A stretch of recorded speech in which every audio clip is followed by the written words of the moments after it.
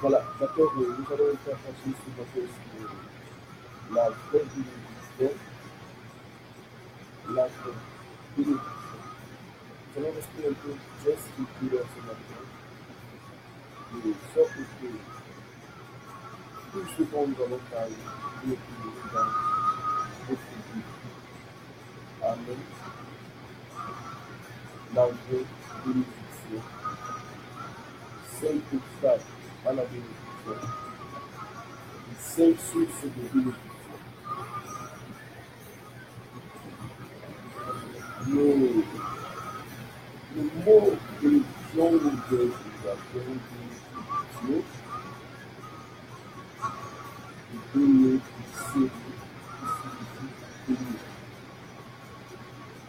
Bénir, c'est une action. Bénédiction, c'est l'action de bénir par la bouche. C'est un geste. Amen.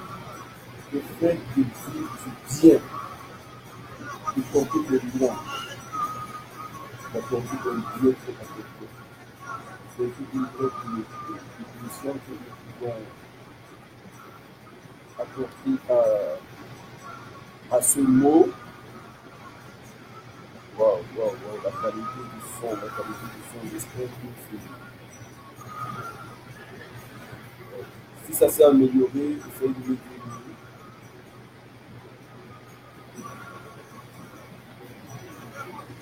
Merci Béatrice pour la remarque. Si c'est amélioré, tu m'entends? Ah ok, le son de la musique. D'accord. Je vais donc clarifier. Maintenant, c'est bon? Je vais arrêter la musique parce que là tu m'entends. Ok, si vous m'entendez, je disais que nous allons partager ce que. Ok, d'accord, merci. Voilà le thème sur lequel nous allons essayer de partager ce matin. La vraie bénédiction, j'écris le thème de la bénédiction. La vraie bénédiction. Pardon, parce que je n'ai pas mentionné le thème avant de lancer la vidéo. Voilà le thème, la vraie bénédiction. Donc nous allons parler de 5 obstacles à la bénédiction. 5 obstacles à la bénédiction. La bénédiction. Et 5 sources de bénédiction. Pardon, hein, j'essaie de mettre tout le monde à la page. 5 obstacles et 5 sources de bénédiction. Voilà. D'accord. D'accord, nous allons démarrer notre partage. Je disais donc tout à l'heure que le mot bénédiction vient du latin. Merci Sélanie, merci, bon dimanche à toi aussi.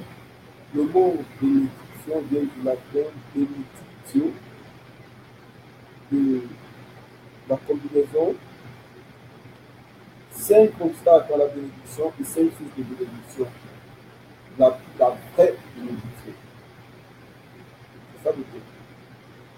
Du latin benedictio, de benedicere, qui signifie bénir. Action de bénir par la parole ou le geste. Vous voyez souvent à l'église, des fois, l'officiant lève la main, il impose parfois la main à certaines personnes, ou alors il suffit de lever la main vers le ciel pour proclamer des paroles. C'est un geste qu'il pose. Et les paroles qui sortent de la bouche, c'est la combinaison de deux qui apporte la puissance à l'action qui est posée. Et la bénédiction, c'est aussi le fait de dire de bonnes paroles à quelqu'un, de déclarer des paroles saintes à quelqu'un. La bénédiction, c'est le fait de porter un bienfait à quelqu'un, c'est-à-dire de voir le fait de venir offrir, le fait de venir donner. C'est ça bénir en fait. C'est le contraire de la malédiction qui consiste, elle, à déclarer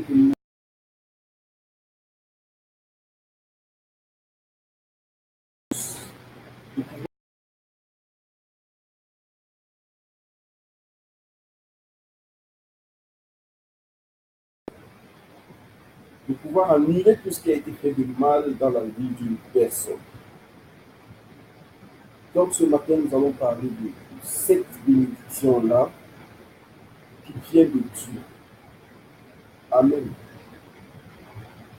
5 obstacles. Lorsqu'on parle d'un obstacle, c'est-à-dire une entrave, une chose qui t'empêche de rentrer. Un obstacle, c'est comme une forme de barrière qui t'empêche de voir l'autre plan, de voir l'autre côté, de voir ta destinée, de voir la réussite. C'est comme des fois lorsque tu arrives dans un chemin et qu'il y a un incident, des fois une route qui est cassée, ça devient comme un obstacle pour avancer. Et je vais prendre le cas par exemple pour ceux qui ont suivi les informations. À un moment donné, lorsqu'on quittait Yaoundé et Douala, c'était une journée où la route avait été cassée en deux. Ça veut dire que ceux qui voulaient rejoindre Yaoundé ne pouvaient pas y aller. Ceux qui voulaient aller à Douala venant de Yaoundé ne pouvaient non plus y arriver. Et qu'est-ce qui s'est produit? À cause de l'obstacle, il y a eu des personnes qui sont allées mourir avec l'accident ferroviaire qui s'est produit. C'est-à-dire, à cause d'un obstacle, on risque de se retrouver parfois à l'intérieur d'un groupe. Vous voyez, à cause de l'obstacle qu'il y avait sur l'axe ce jour-là, entre Douala et Yaoundé, plusieurs personnes ont perdu leur vie. Parce qu'elles étaient obligées d'aller emprunter un chemin inhabituel. Elles étaient obligées d'aller dans un chemin de secours. À l'aéroport, il n'y avait plus de place. Parfois, d'autres n'avaient pas de moyens pour pouvoir se payer un billet d'avion. Ils étaient obligés d'aller s'entasser dans un train et tout le monde sait ce qui est arrivé au niveau des États. Donc, ça veut dire que c'est un peu pour expliquer ce que c'est que l'obstacle. J'essaie d'aller terre à terre pour que vous puissiez comprendre là où un obstacle peut vous entraîner. Vous quittez de chez vous le matin, vous prenez un bus, vous arrivez à un niveau, il n'y a plus de route. Tout le monde est obligé de retourner à Yaoundé. Ceux qui sont de Douala sont obligés de retourner à Douala. Et puis, ceux de Yaoundé sont allés s'entasser dans un train. Tout le monde sait ce qui arrive. C'est la même chose avec notre vie. Lorsque nous sommes sur le chemin de notre vie, à force de toujours confronter à certains obstacles qui nous contraignent à emprunter des raccourcis qui, à la fin, nous créent plutôt des problèmes. Amen. Donc, c'est un peu ces obstacles, c'est un de ces obstacles que nous allons essayer de dénoncer ce matin pour vous aider à pouvoir rentrer plus facilement dans votre destinée, en atteindre de parcourir le chemin que Dieu a tracé pour vous. Aller un peu vers l'objectif que le Seigneur a pour vous. Amen. Première source, premier obstacle, autant pour moi, l'amour du monde et de soi-même. Alléluia. L'amour du monde et l'amour de soi-même. Nous allons lire dans la Bible, Matthieu chapitre 16, verset 21. Vous pouvez prendre des notes pour lire après et méditer là-dessus. Matthieu chapitre 16. Nous allons beaucoup parcourir la Bible. On va parcourir la Bible. Est-ce qu'une dizaine de minutes qui vont nous aider à éclairer les choses. Matthieu chapitre 16, verset 21. Premier obstacle, l'amour du monde et l'amour de soi-même. Matthieu chapitre 16, verset 21, la Bible nous dit: Jésus commença dès lors à montrer à ses disciples qu'il fallait aller à Jérusalem souffrir beaucoup de la part des anciens, des principaux sacrificateurs et des scribes, être mis à mort et ressuscité le troisième jour. Vous allez certainement me dire, quel est le lien avec notre bénédiction? Voilà. Jésus est en train de dire ici, la Bible est en train de dire aussi que Jésus avait commencé à dire à ses disciples et à leur montrer qu'il fallait aller à Jérusalem. Amen. Les disciples savaient que Jésus ne devait pas aller à Jérusalem. Les disciples savaient que l'arrivée de Jésus à Jérusalem entraînera sa mort. Les disciples savaient qu'à Jérusalem, on attendait Jésus pour le tuer. Mais Jésus leur dit, il commence à leur montrer que lui, il doit aller à Jérusalem. Alléluia. Il doit aller à Jérusalem. Pour faire quoi à Jérusalem? Pour aller accomplir la volonté de Dieu.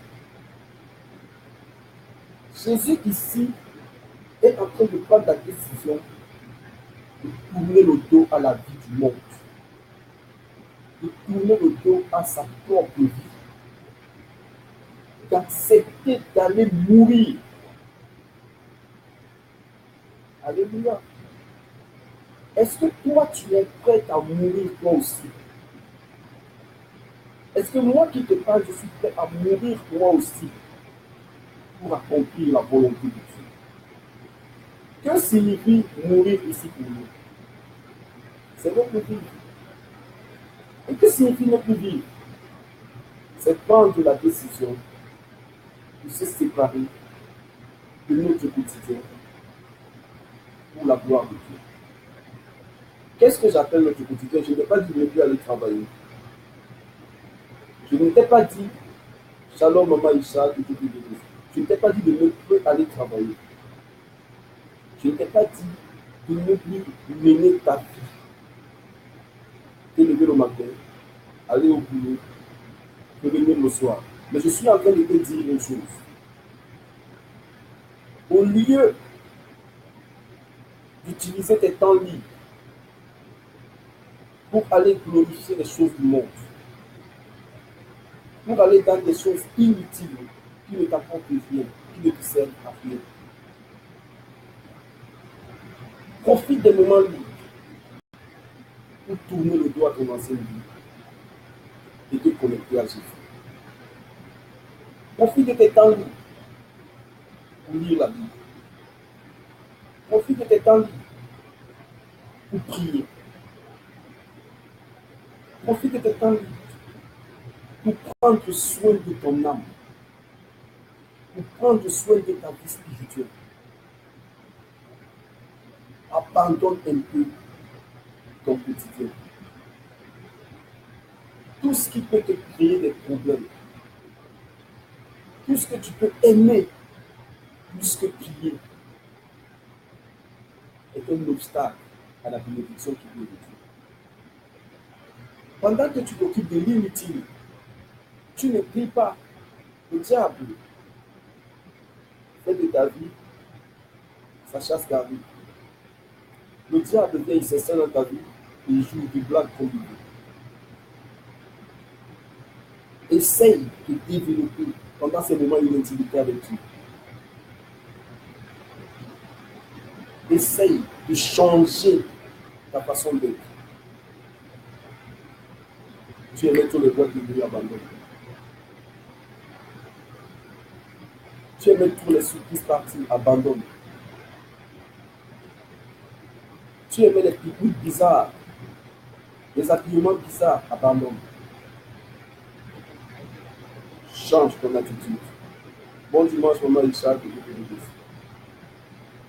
Change ton attitude. Alléluia. Jacques disait, l'amour du monde est inimitié pour Dieu. Inimitié pour Dieu.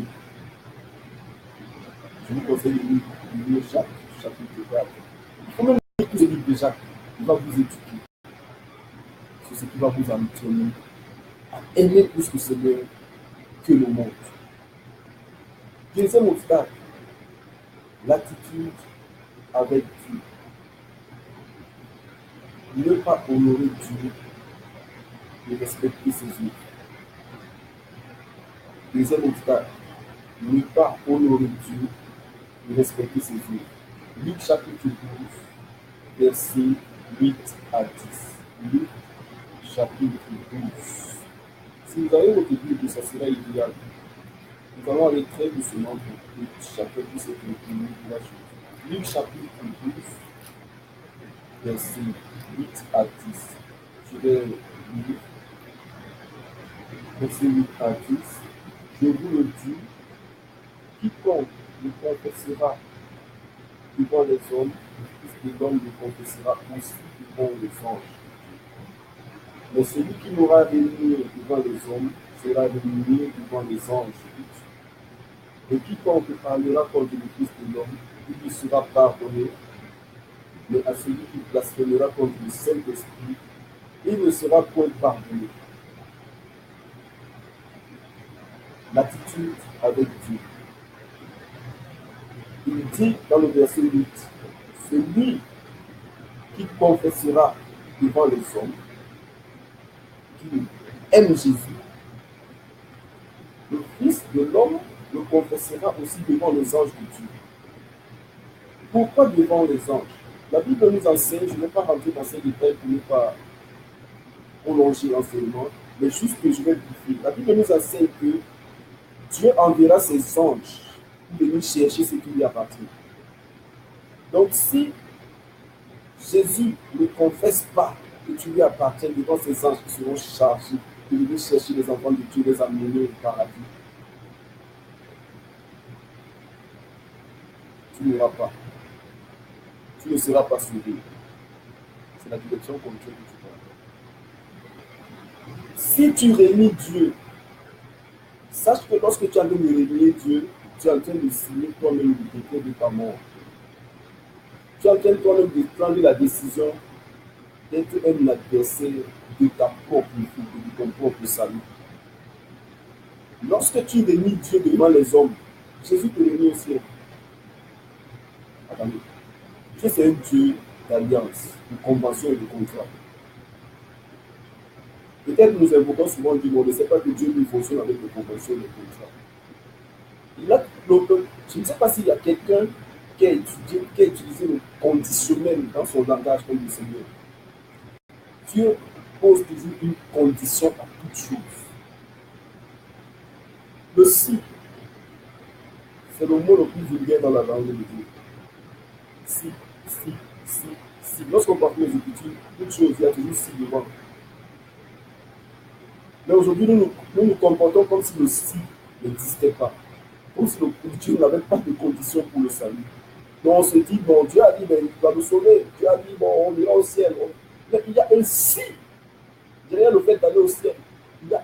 conditions. Il y a des engagements à prendre devant le Seigneur. Nous avons notre part de responsabilité dans notre salut.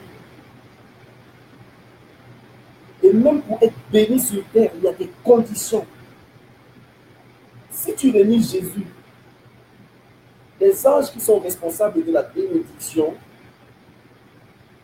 les anges qui sont responsables de transférer la bénédiction aux hommes sur la terre, ne recevront jamais un ordre du Seigneur en votre faveur.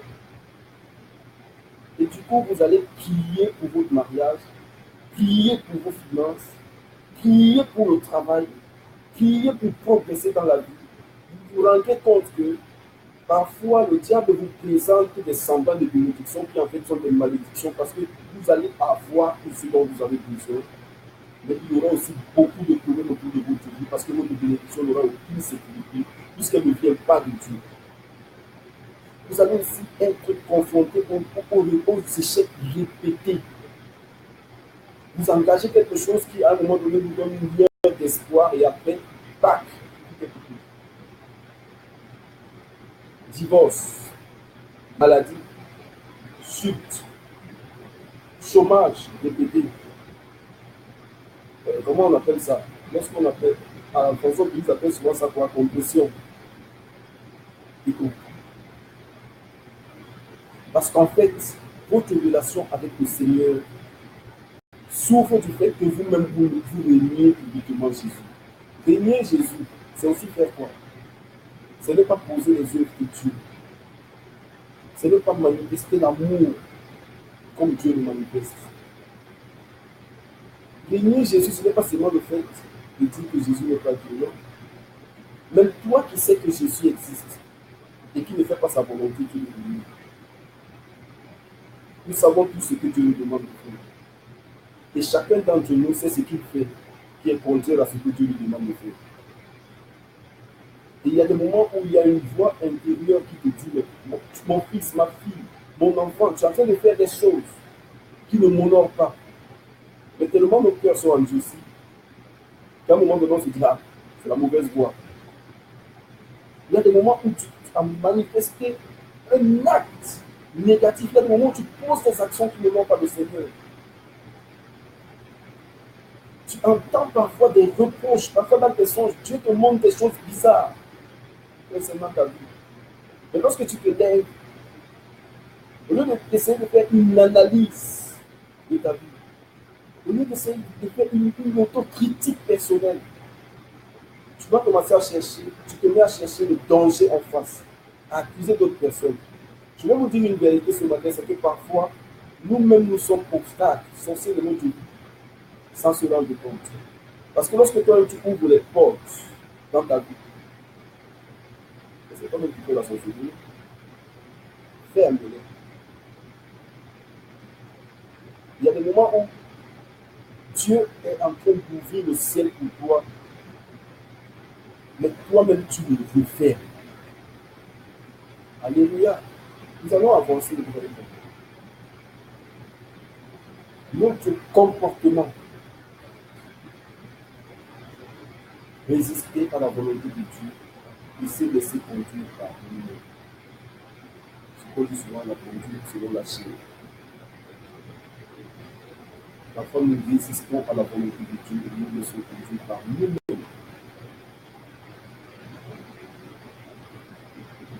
Je vais lire encore la Bible. Le comportement, Matthieu chapitre 7. Matthieu chapitre 7, verset 21 à 27. Écoutons la parole du Seigneur. Quiconque me dit Seigneur, Seigneur, n'entrera pas forcément dans le royaume des cieux, mais celui-là seul qui fait la volonté de mon Père qui est dans les cieux. Beaucoup me diront en ce jour-là, Seigneur, Seigneur, n'est-ce pas en ton nom que nous avons prophétisé, en ton nom que nous avons chassé les démons, en ton nom que nous avons fait beaucoup de miracles. Alors je leur déclarerai, je ne vous ai jamais promis. retirez-vous de moi, qui prend des buts d'iniquité. Ainsi, quiconque entend de moi cette parole et les met en pratique sera semblable à un homme prudent qui a bâti sa maison sur le roc. La pluie est tombée, les torrents sont venus, les vents ont soufflé et se sont portés sur cette maison. Elle n'est pas tombée car elle était fondée sur le roc. Mais quiconque entend de moi ces paroles et ne les met pas en pratique sera semblable à un homme insensé qui a bâti sa maison sur le sable. La pluie est tombée, les torrents sont venus, les vents ont soufflé, ils se sont abattus sur cette maison. Elle est tombée et sa ruine a été grande. Et sa ruine a été grande. Notre comportement. Nous écoutons la parole de Dieu tous les jours. Nous sommes à l'église tous les jours. Nous sommes sur YouTube tous les jours.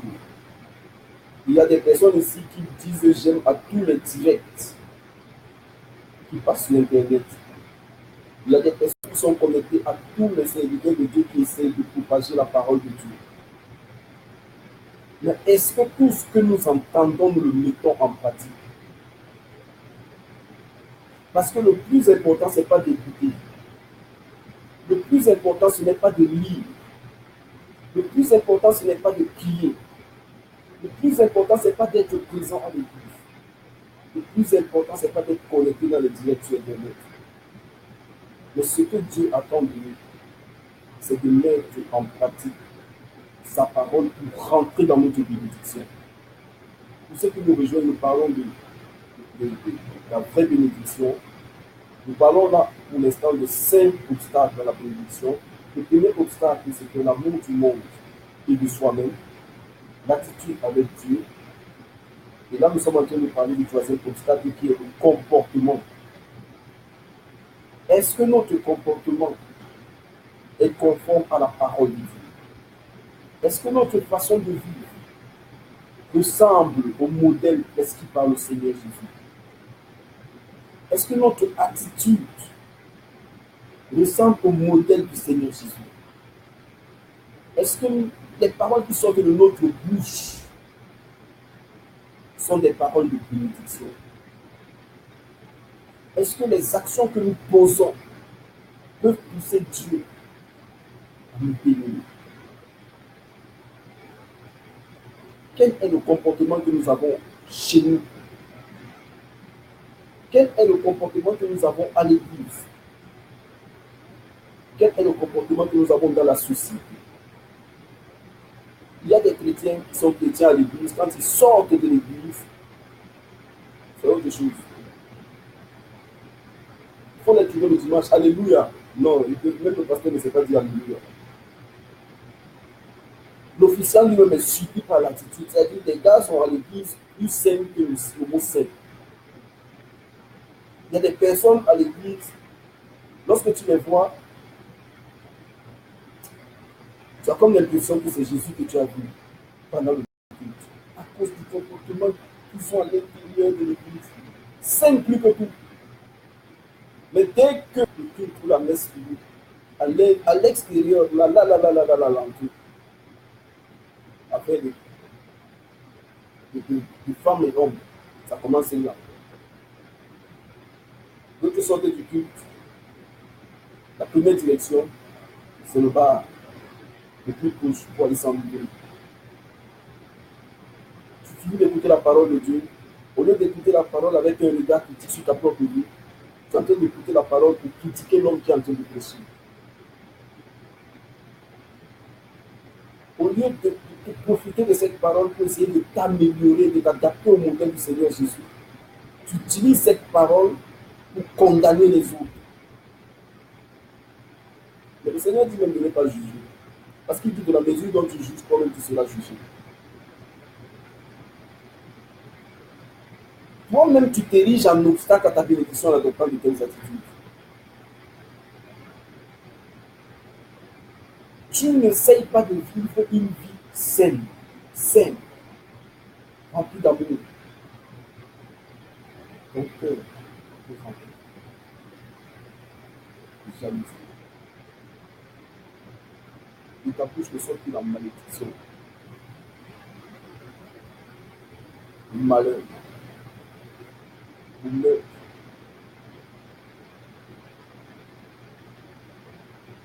Toi-même, tu sais ce que tu dois faire, mais tu ne le fais pas. Penses-tu que tu es en train d'ouvrir le ciel au-dessus de ta tête? Je peux aussi vous dire une chose. Moi, j'ai fait une remarque chez nous en Afrique, c'est que on croit que lorsqu'on a quitté l'Afrique pour aller vivre en Europe, ça veut dire qu'on est béni. Mais non, il y a des personnes en Europe qui tombent sur les ponts. Il y a des personnes, je ne sais pas pourquoi je parle de ça, mais bon, que Dieu soit glorifié. Il y a des personnes en Europe, moi je vois des documentaires ici, qui vivent dans des conditions atroces. Ici, dans le pays où moi-même je vis, il y a des personnes qui vivent dans des conditions, je ne sais pas, qui font pitié. Est-ce que vous pensez que on ne peut pas être béni dans son propre pays? Il est possible d'être béni partout. Mais parfois, c'est nous-mêmes, notre comportement, notre façon de vivre, notre attitude qui nous empêche de rentrer dans la bénédiction. Nous avons trop mis les yeux sur les sorciers. C'est vrai, ils sont là, ils travaillent, parce que le monde spirituel est ainsi. Ils travaillent. Mais ce n'est pas forcément le fait que les sorciers travaillent qui nous empêche de rentrer dans la bénédiction. Nous-mêmes aussi, nous contribuons beaucoup à cette échec que nous vivons au quotidien. Quelle est ton attitude? Je ne vais pas trop rentrer dans l'explication du passage biblique. J'aimerais que toi-même tu le prennes, que tu le lises. Nous étions en train de lire Matthieu chapitre 7, verset 21 à 27. Lis-le. Médite là-dessus. Pose-toi des questions sur ta propre vie. Le Seigneur commence à passer en disant, ce n'est pas tous ceux qui disent Seigneur, Seigneur qui diront savoir. Entrer dans le royaume des cieux, ce n'est pas seulement le fait qu'après nous irons vivre avec Jésus là-haut. Non. Entrer dans le royaume des cieux, parce que le royaume des cieux commence ici-bas. Le royaume des cieux, ce n'est pas parce qu'on dit le royaume des cieux commence ici-bas que nous allons devenir des chrétiens escrocs. Je ne sais pas si ça parle à quelqu'un qui soit sur vous aujourd'hui. Nous allons devenir des pasteurs escrocs. Parce que nous parlons d'un royaume de gloire ici-bas. Dieu peut te faire rentrer dans une dimension de gloire. C'est possible. Mais il faut laisser Dieu faire. Il ne faut pas qu'on lui fasse par nous-mêmes. En expliquant les chrétiens, en priant les vieux et les autres. Mais, lorsque tu dis personne, tu ne peux pas voir le royaume des cieux forcément en disant Seigneur, Seigneur. Mais c'est en faisant sa volonté. Tous ceux qui disent Seigneur, Seigneur, c'est ceux qui peuvent être chrétiens.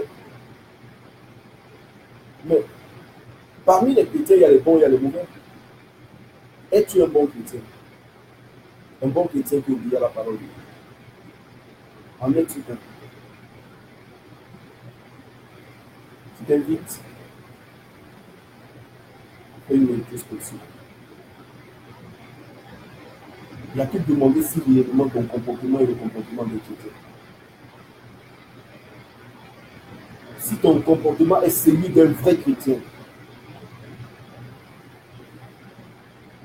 Je ne sais pas pourquoi Dieu me montre une bouteille de whisky. Il y a quelqu'un qui a un problème d'alcoolisme qui est en lui.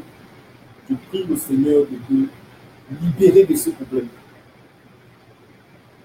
De te libérer de ce problème. Que Dieu te libère de ce problème d'alcoolisme. Peut-être depuis un temps, tu veux arrêter de boire, mais tu n'y arrives pas. Depuis un temps, tu essayes de lutter contre l'alcool, mais tu n'y arrives pas. Je prie ce matin que le Seigneur te sépare de ce problème. Par la puissance du nom de Jésus. Par la puissance du nom de Jésus. Par la puissance du nom de Jésus.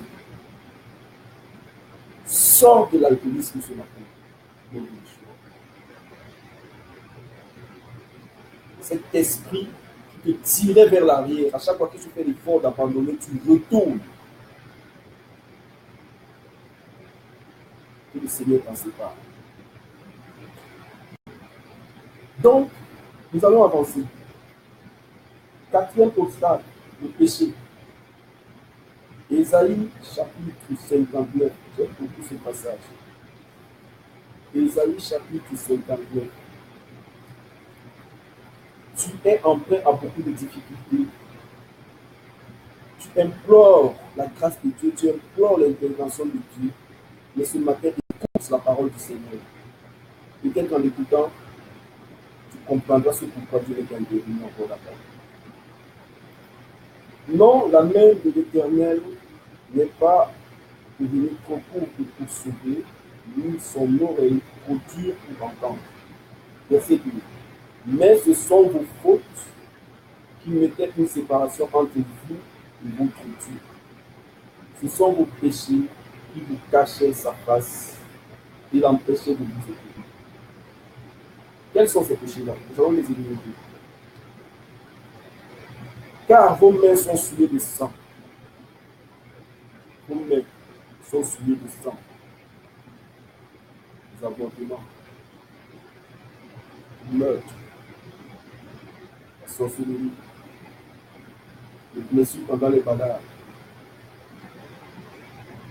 tout le poignard, les cœurs que vous déchirez, les personnes que vous offensez à qui vous ne demandez pas pardon. C'est du sang que vous versez. Le mal que vous répandez au bout de vous. C'est du sang que vous versez. Verser le sang, ce n'est pas seulement tuer une personne et on la voit étrangler, mais il y a des personnes que vous avez tuées dans vos cœurs. Il y a des personnes que vous avez tuées autour de vous, qui souffrent, parce que vous ne les avez pas libérées. Que Dieu nous permette à tous, moi aussi, pardonner plus équitablement. Parce que des fois, nous croyons avoir pardonné, mais ça ressurgit. À chaque fois qu'ils sont face à une situation, l'essentiel pour eux ressurgissent. Dieu nous permette de ça ce matin. De traverser ce genre de choses, par la grâce du Seigneur, c'est par la force de la prière que j'ai pu sortir de là. Moi aussi, à un moment donné, j'avais enfermé certaines personnes au fond de mon cœur. Je n'arrivais pas à les libérer. Si Dieu n'était pas intervenu, le mien serait encore soumis de sang. Ouvre ton cœur. Je ne sais pas si ça parle à quelqu'un. Ouvre ton cœur et pardonne. Pardonne, quel que soit ce que tu as subi. Pardonne. Parce qu'il n'y a pas plus dangereux meurtre que garder rancune avec. Parce que lorsque tu as gardé rancune avec une personne, tu l'as tué. Je ne sais pas, j'avais donné un enseignement, je crois une fois où on parlait un peu de ce que de couleur, la couleur des autres. Il faut se détacher.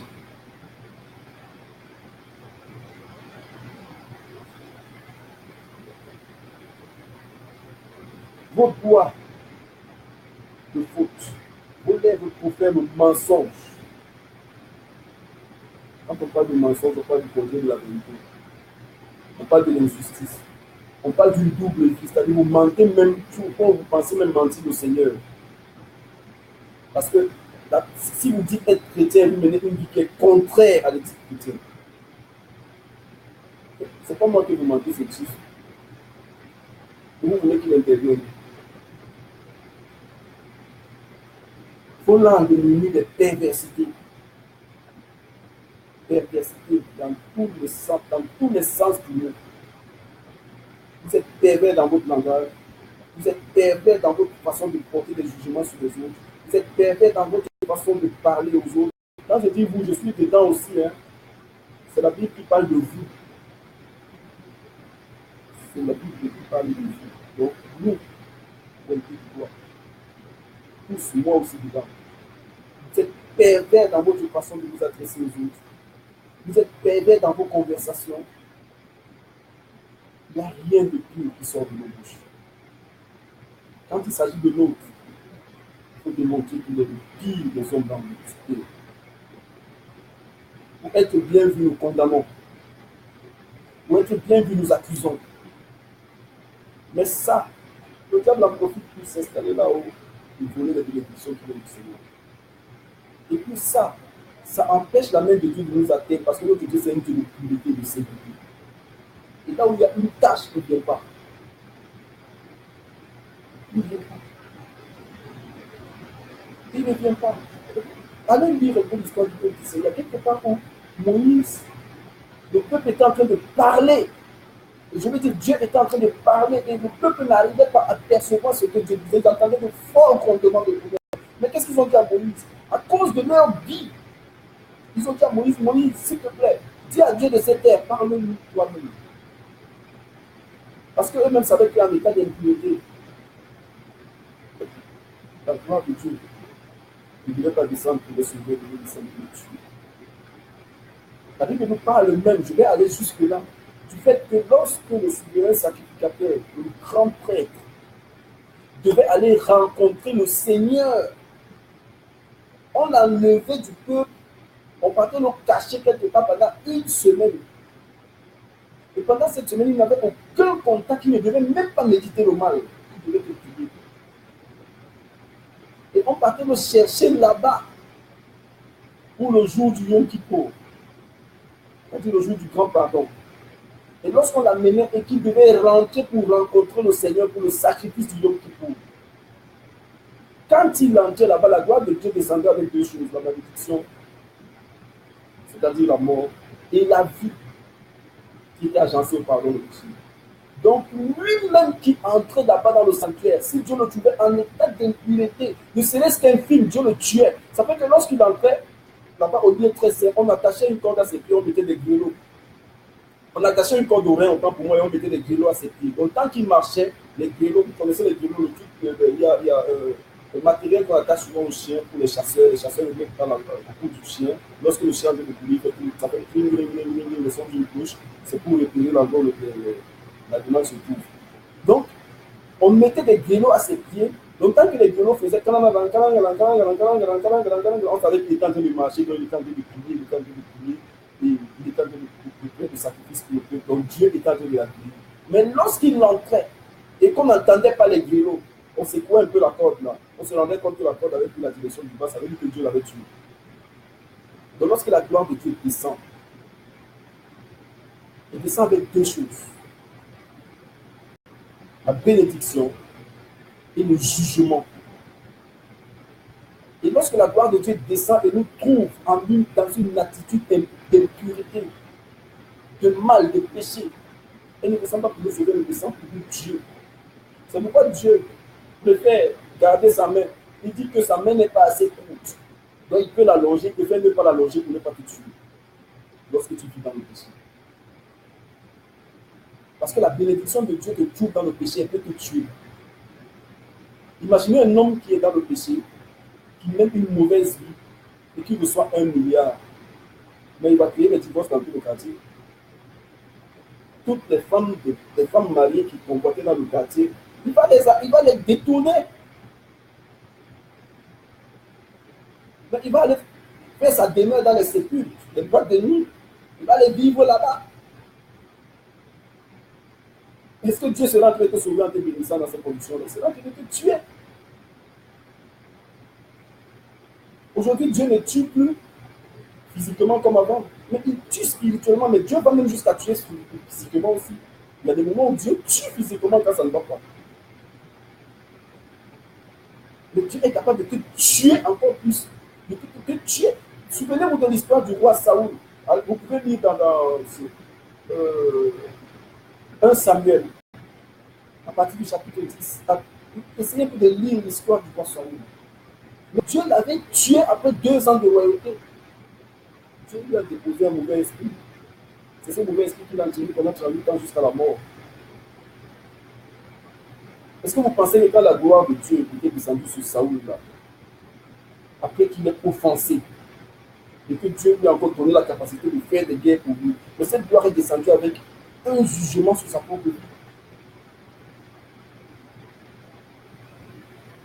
Donc, pour éviter que la gloire de Dieu ne descende sur ta vie, avec un jugement, il faut sortir du péché. pour arrêter de faire du mal. Chapitre 4, verset 4 autant pour moi, je vais le lire aussi rapidement. Nul ne porte plainte avec justice, nul n'entre en jugement avec fidélité. Ils se fient à du vide, ils disent des non-sens et conçoivent des questions et enfantent l'injustice. Voilà notre attitude, des choses que Dieu n'aime pas. Essayons de changer. Vous pouvez lire tout le chapitre, c'est le chapitre d'Ésaïe, c'est un chapitre qui va vous édifier sur ce que Dieu n'aime pas, ce qui empêche Dieu de vous bénir, sur les formes de péché qui empêchent le Seigneur de tendre sa main sur nous. Amen. Cinquième obstacle, l'attitude envers notre prochain. Jésus disait malheur à celui qui sera une occasion de chute pour son frère. Jésus disait aimer notre prochain comme nous-mêmes. Tu aimeras ton prochain comme toi-même. Aimes-tu les autres? Ou alors veux-tu seulement que les gens t'aiment? Parce qu'il y a parmi nous des personnes qui veulent devenir le centre du monde. Tout pour eux, rien pour les autres. Ce n'est que eux, ce n'est que eux, ce n'est que eux. C'est toujours eux qu'on offense. C'est toujours à eux qu'on fait du mal. C'est toujours eux qu'on blesse. Eux, ils n'ont jamais blessé personne. Bon dimanche, ma soeur Liliane, comment tu vas? Que Dieu te bénisse. Tu n'es pas allé à l'église? Ok, que Dieu te bénisse. Ah, il est 9h, ok, d'accord, que Dieu te bénisse. Mais je vais te dire une chose, je vais nous dire une chose. L'attitude envers notre frère peut pousser Dieu soit à nous montrer, soit à nous bénir. Ah, excusez-moi d'aller dans les extrêmes. Peut empêcher Dieu de nous bénir. Je retire le fait de maudire parce qu'il y a des gens qui n'aiment pas entendre ce verbe. Par contre, malédiction est juste le contraire de bénédiction. C'est-à-dire, tout ce qui est malheur dans nos vies est une forme de malédiction. Amen. Malédiction, ce n'est pas seulement le fait qu'on peut jeter des sorts. Non, mais tout ce qui est contraire à la bénédiction, tout ce qui nous empêche d'être bénis, de rentrer dans notre destinée, c'est des formes de malédiction qui pèsent sur nos vies que nous pouvons écarter en adoptant une bonne attitude devant le Seigneur. En aimant notre prochain comme nous. Quelle est l'attitude que tu as envers tes frères? Quelle est l'attitude que tu as envers tes parents? Quelle est l'attitude que tu as envers ta famille? Ah, ok, Lily. Bon culte alors. Bonjour à toute la famille là-bas. Daniel, Thierry, et tous les autres dire bonjour. Donc, l'attitude envers ton frère. Tu te lèves le matin, tu es dans une maison, tu dis bonjour à personne. Et tu penses que Dieu va te bénir dans cette condition. Tu es toujours en train de murmurer contre les gens. Toujours en train de critiquer les autres. Tu ne pries même jamais pour que les gens puissent changer. Tu ne t'assois jamais pour faire un temps de prière pour demander à Dieu de permettre aux autres qui ont des faiblesses dans leur vie d'être délivrés de cette faiblesse. Non, tu profites de cette faiblesse pour les condamner dans tous les cas de vie. Les accuser partout. Pour t'estimer supérieur. Est-ce que c'est une bonne attitude? Je suis là pour les critiquer. Donc, nous, les enfants de Dieu aujourd'hui, nous ne voyons jamais le péché. C'est le péché des autres qui nous intéresse. Mais Jésus ne nous demande pas de passer le temps à juger les autres, mais de prier pour eux. De prier pour eux. Si un d'entre vous est faible et que ceux qui sont forts le relèvent, comment as-tu relevé tes frères? C'est pas en les critiquant, mais c'est en priant pour eux. Ça ne parle pas de force physique. Parce que nous sommes devenus très charnels aujourd'hui dans l'église. Nous voulons tout faire par la force. Mais ça parle ici de force spirituelle. Et comment vas-tu rendre ton frère fort? Qui d'entre nous va s'asseoir pour jeûner pour son frère? C'est-à-dire que tu as un frère qui est alcoolique, tu dis, ouais, je vais prendre 3 jours de jeûne. À 7, je ne mange pas pendant 3 jours. Il faut que Dieu délivre mon frère de l'alcool. Qui d'entre nous a pris l'engagement de dire, je vais prier pendant 6 mois jusqu'à ce que mon frère est en train de chercher, il l'obtienne?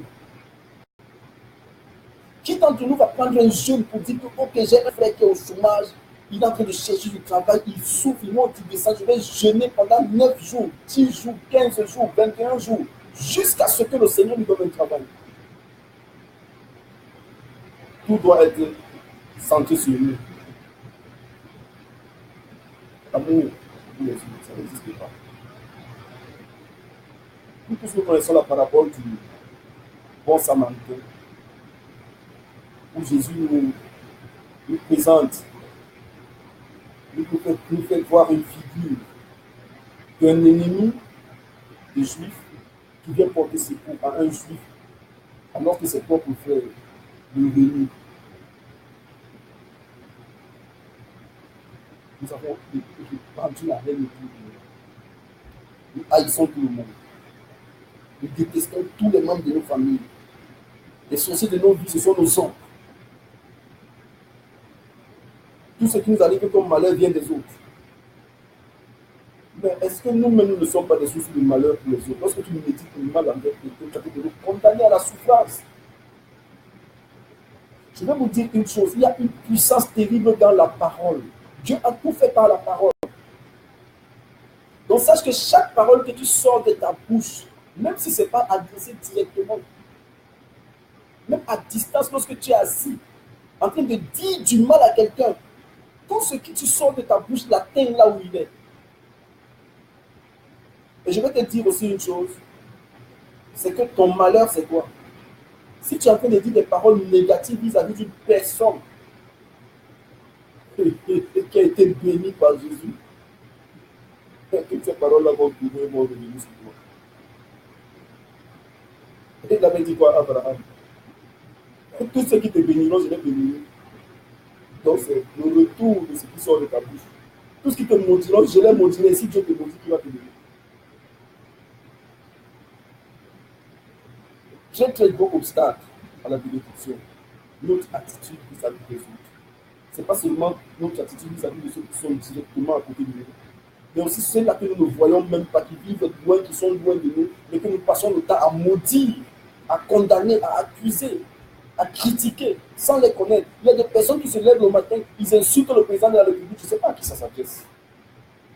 Ils insultent le président de leur pays du matin jusqu'au soir. Vous le connaissez où? Il est président du pays. S'il gère mal, c'est son affaire avec Dieu. Il gère bien, c'est son affaire avec Dieu. Il y a des personnes qui s'asseyent le matin, ils sont là en train de chercher seulement tout ce qui tourne dans le monde pour insulter, condamner, accuser les pasteurs, accuser les églises, insulter les autres, critiquer, murmurer. Vous pensez que tout ce que vous faites là, c'est l'amour du prochain? Une personne qui s'assoit sur Internet pour dire du mal d'une autre personne, pour discréditer l'autre. Et après, tu vas t'asseoir, tu dis que tu as l'amour du prochain, tu n'aimes personne, tu n'aimes que toi-même. Jésus avait dit aimer vos ennemis, aimer ceux qui nous persécutent. Mais si quelqu'un, son attitude te persécute, aime-le. Aimer quelqu'un, ce n'est pas aller s'asseoir sur Internet pour l'insulter. Ce n'est pas organiser des réunions secrètes de sorcellerie contre nous. Aimer quelqu'un, c'est tuer pour lui. Amen. Ah, voilà ce que tout le monde attend. Nous avons parlé des 5 obstacles à la bénédiction: l'amour du monde et de soi-même, l'attitude avec Dieu, le comportement, le péché, l'attitude envers notre prochain. Maintenant, nous entrons dans la deuxième partie de notre enseignement. Waouh, c'est 24 minutes. Seigneur, aide-nous à l'écouter. 5 sources de bénédiction. 5 sources de bénédiction.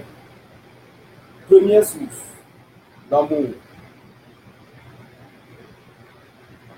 Le Seigneur Jésus disait dans le livre de Jean, chapitre 13, à partir du verset 34 jusqu'au verset 36.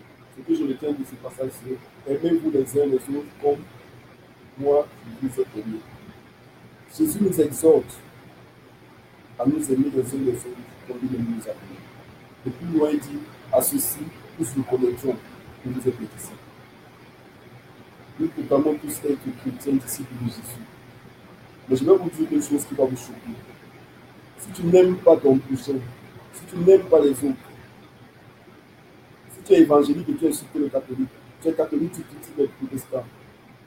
Je ne sais pas pourquoi je parle de ça. Tu n'as pas d'amour en toi.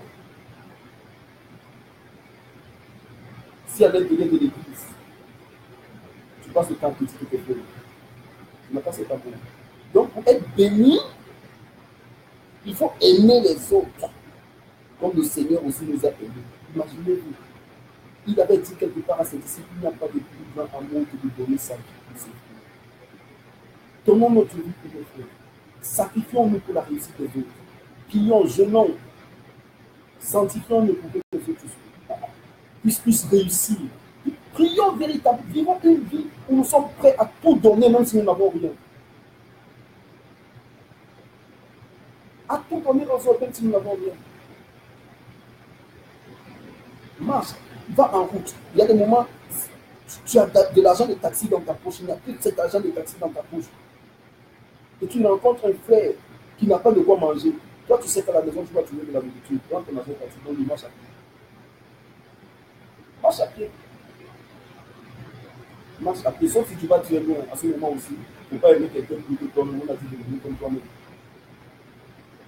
Mais au moins, tu peux lui dire des paroles d'encouragement. Que tu peux ce que tu peux, que tu peux manger. Courage, mon frère, ça va aller. Mais nous, lorsqu'on rencontre une personne qui a des difficultés, c'est l'occasion pour aller s'asseoir, organiser des réunions de sorcellerie contre lui, se moquer de lui, oh, c'est lui là, il est comme ça, il est toujours de lui demander, il a toujours des problèmes, il a toujours.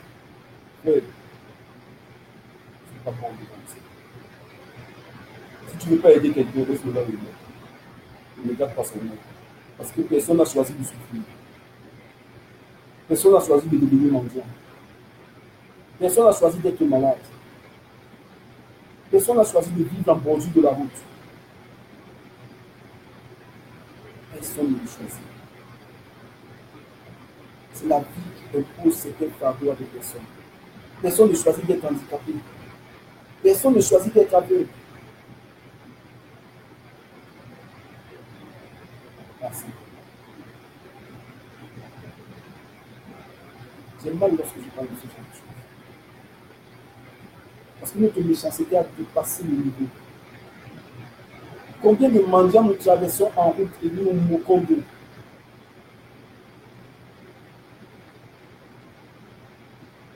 Lorsqu'un frère est malade, il est peut-être boiteux, il veut la risée publique. Il y en a qui vont jusqu'à imiter son handicap.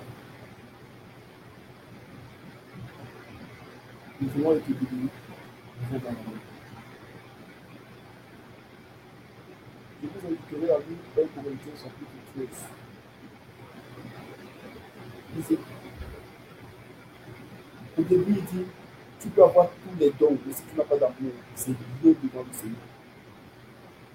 Tu peux guérir les malades, faire parler les muets, parler toutes les langues qui existent, interpréter le langage des anges, avoir la science de toutes sortes de mystères. Mais s'il n'y a pas d'amour en toi, cela ne devient plus possible.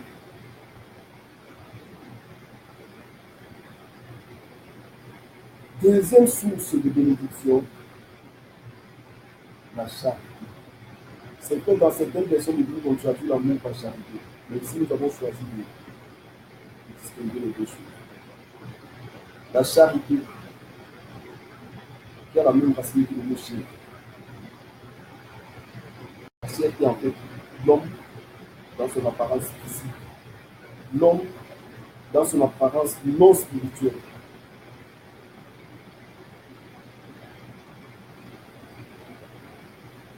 Il faut être compatissant. C'est-à-dire, avoir de la compassion pour l'autre, c'est savoir se mettre à la place de l'autre. Souffrir, savoir souffrir ses souffrances. Le Seigneur Jésus disait dans le livre de Jean chapitre 15, pleurez avec ceux qui pleurent.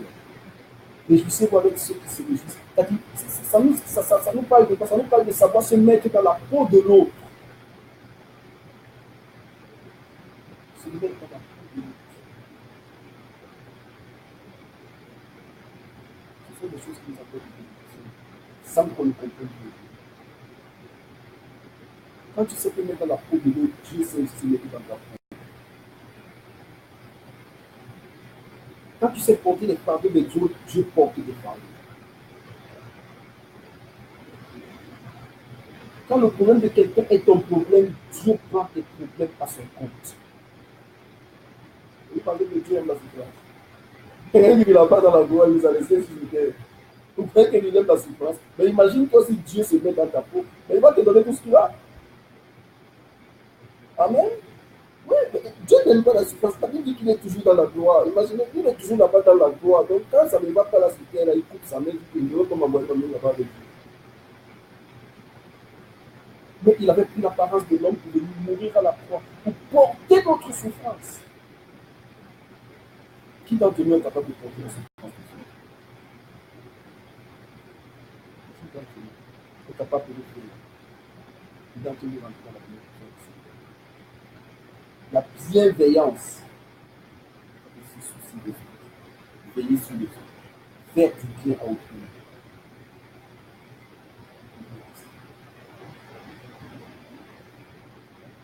Je vous donne ce thème, allez encore plus